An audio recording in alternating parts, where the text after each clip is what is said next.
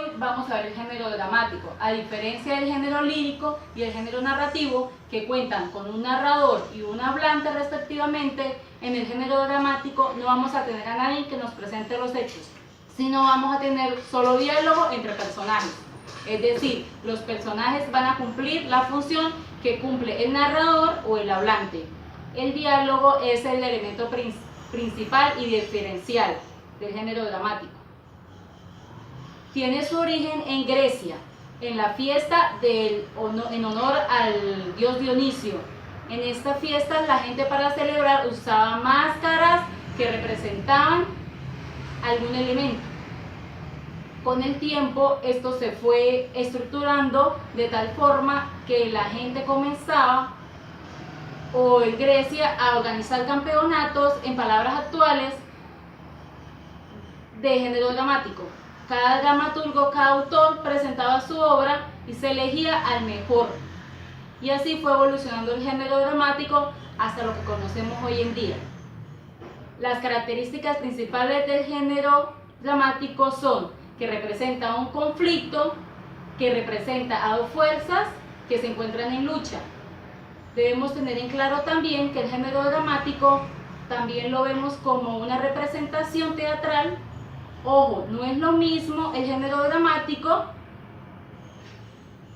a leerlo en un libro, pero sí lo vemos como espectadores. Estamos frente a una representación teatral, donde ya no vamos a encontrar un autor, sino que vamos a encontrar a un director teatral. Ya no vamos a ser los lectores, sino espectadores. Si no se está haciendo la representación teatral y solo estamos leyendo el género dramático, la imaginación del lector es primordial. Imaginarse la escenografía, los personajes que están actuando, es muy importante para poder entender la obra que estamos leyendo. La estructura del género dramático. Primero tenemos la presentación del conflicto, y en esa presentación las fuerzas que luchan están en un equilibrio. Este equilibrio se rompe en el desarrollo del conflicto. Esto vendría siendo como la introducción de un texto. Y además de esto, el desarrollo de todas estas escenas se denomina desarrollo del conflicto. En el tercer lugar tenemos el clímax. Es el momento de máxima tensión en el género dramático. El género donde hay la máxima tensión entre las fuerzas que hay y que se encuentran en lucha. Finalmente, cuando una de las dos fuerzas lucha sobre la otra y vuelve el equilibrio a lo que estamos leyendo, se denomina desenlace del conflicto, que es el final de lo que estamos leyendo. El drama tiene sus divisiones. Acto, cuando nosotros leemos una obra dramática, viene acto 1, acto 2, entre otros. Y la división de los actos se da del tema del que estamos hablando. Y en la antigüedad se dijo que la división de los actos deberían ser 3. Primer acto, que es una introducción, el segundo un desarrollo y el tercero el desenlace del conflicto. Y eso, aunque Shakespeare en la actualidad generó que los actos fueran 5. Y en la actualidad las obras dramáticas usan 5. Y cuando nosotros leemos una obra, dentro de los actos que se desarrollan, cuando la escena se marca cuando hay la salida o entrada de un personaje. Y en el cuadro está marcado por la escenografía. El fondo, todo lo que hay, esto que encierra, digamos, el contexto en el que se desarrolla la obra. Bueno, los personajes del drama tenemos al protagonista, que es un personaje principal. El antagonista también es personaje principal, pero es la fuerza que se opone al protagonista, es decir, el que va a impedir que el protagonista cumpla su propósito. Es como el malo de la película. Los personajes secundarios van a ser todos los demás personajes que rodean a este protagonista o este antagonista. La mamá, la tía, en fin, todos estos personajes. Y estos se le denominan personajes secundarios. Y finalmente tenemos los personajes incidentales, que son los personajes colectivos. Por ejemplo, si estamos en una escena de una protesta y vemos que el pueblo habla, todo ese pueblo es una masa, que no es una persona, sino son muchas personas, por eso se denominan personajes occidentales porque es un colectivo que representa un conjunto de personas. Los elementos del drama son el principal, el diálogo, como dijimos anteriormente, es cuando están hablando dos personas, están dialogando, intercambiando ideas. Pueden ser más personas también, pero siempre con una persona al lado, para que se pueda generar el diálogo. El monólogo es cuando yo estoy solo hablándole a un público, cuando yo estoy consciente de que el público me está mirando. Yo me dirijo al público, pero no tengo a nadie más en escena, sino yo estoy hablando solo.